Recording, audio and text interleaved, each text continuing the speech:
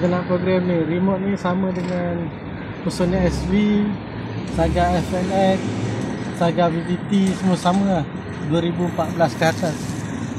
Jadi pertama kita masukkan kunci. So tekan button ni sini, nampak? Okey, tekan, jangan lepas, keluarkan kunci. Keluar kunci, masuk balik, on kunci. On kunci, lepas sekali, tekan balik. Dan lepas tu, tekan button. Sampai dia macam tu, dia masuk. Lepas tu tekan button ni 3 kali je. Dia masuk. Ori ni tekan 3 kali .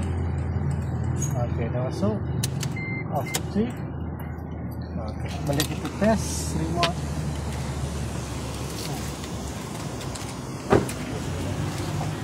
Okey, tengok function. Okey.